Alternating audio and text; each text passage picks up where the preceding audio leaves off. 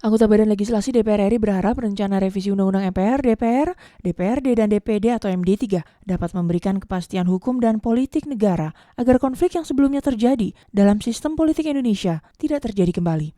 Anggota Balik DPR RI Arief Wibowo menilai rencana revisi Undang-Undang MD3 sangat relevan dengan perkembangan sistem politik di Indonesia saat ini. Dirinya mengatakan Undang-Undang MD3 saat ini tidak menciptakan insentif bagi stabilitas sistem politik nasional.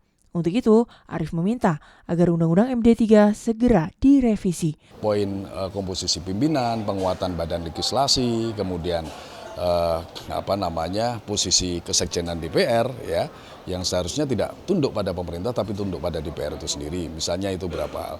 Nah, fungsi legislasi ini yang saya kira harus diperkuat selain proporsionalitas pada unsur pimpinan, karena ini akan seturut dengan penguatan sistem presidensialisme.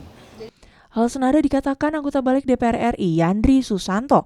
Menurutnya revisi Undang-Undang MD3 terbuka dan layak untuk direvisi. Dirinya menilai revisi Undang-Undang MD3 perlu direvisi untuk kelangsungan dinamika di DPR RI agar tertib dan lancar. Meski mendukung rencana revisi Undang-Undang MD3, Yandri tetap meminta agar revisi Undang-Undang MD3 dilakukan setelah mendapatkan keputusan dari seluruh fraksi yang ada di DPR RI. Kita belum mengerucut sampai ke sana, Kak, apakah masalah tata tertib itu sendiri dalam hal bersidang, apakah mengenai jumlah pimpinan di alat kelengkapan dewan, atau hal-hal yang lain yang memang dari sisi perkembangan perjalanan DPR perlu direvisi misalkan. Nah, itu yang belum kita inventarisir masalahnya.